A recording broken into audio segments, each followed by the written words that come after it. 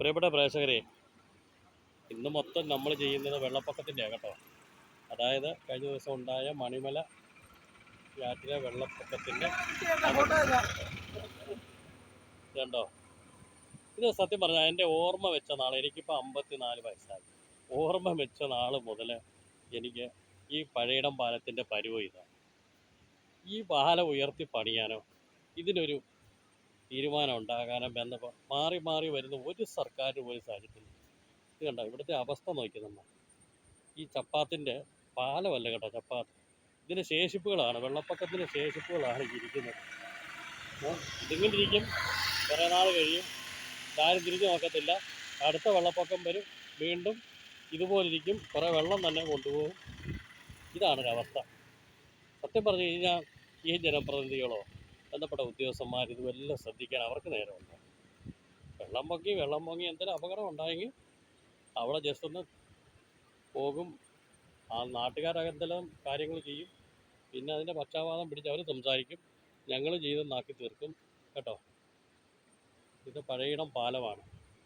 പഴയിടം പാലം അറിയത്തില്ലാത്ത ആരും തെക്കൻ കേരളത്തിലില്ല. കാരണം കാഞ്ഞിരപ്പള്ളിയിൽ നിന്ന് വന്നാലും പഴയിടം കഴിഞ്ഞിട്ട് വേണം മണിമലയിലേക്ക് ടൗണിലേക്ക് പോകാം.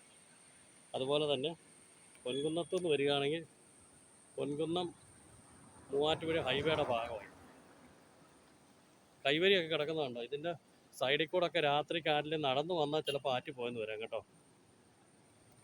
ഇതുപോലെ കിടക്കും, കുറേ നാളിങ്ങനെ കിടക്കും ഉണ്ടോ.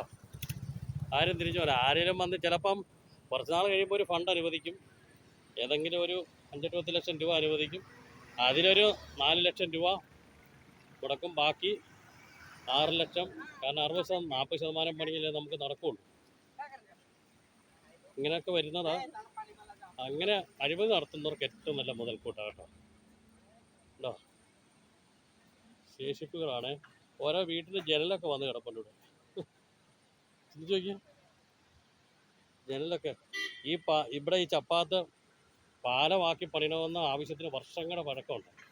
ഇതുവഴി ചേനപ്പാടിക്ക് പോകാം, ഇത് ഷോർട്ട് കട്ടായിട്ട് എരുമേലിക്കൊക്കെ പോകുന്ന സ്ഥലമാണ്. എന്ത് പറഞ്ഞാലും പ്രയോജനമില്ല. പക്ഷെ ഇപ്പം മണിമലയ്ക്ക് തൊട്ടിപ്പുറത്ത് ചെറുവള്ളി പാലം പണിയുന്നുണ്ട്. അതിനുള്ള പണിക്കുള്ള ഫണ്ട് അനുവദിച്ച് പണിയും തുടങ്ങിയിട്ടുണ്ട്. അതേതാണ്ട് ഇവിടെ നിന്ന് ഏതാണ്ട് 3 കിലോമീറ്ററോളം മിച്ചമുണ്ട്. പക്ഷേ അത് മണിമല പാലവും നിലവിലുള്ള പാലവുമായിട്ട് ഏതാണ്ടൊരു കുറച്ച് വ്യത്യാസമുണ്ട്. പ്ലാസ്റ്റിക്കുകളാണ്. കഴിഞ്ഞ വെള്ളപ്പൊക്കത്തിലുണ്ടായ പ്ലാസ്റ്റിക് ഈ കൂട്ടത്തിലുണ്ട് കേട്ടോ. അതൊന്നും ആരും നീക്കം ചെയ്തിട്ടില്ല. ഉണ്ടോ, അതും മല പോലെ കിടപ്പുണ്ട്. വെള്ളം കുറഞ്ഞിട്ടുണ്ട്. ഇന്ന് രാത്രിക്ക് മഴ പെയ്താൽ വീണ്ടും വെള്ളം കൂടും. അതാണ് മണിമലയാറിൻ്റെ അവസ്ഥ.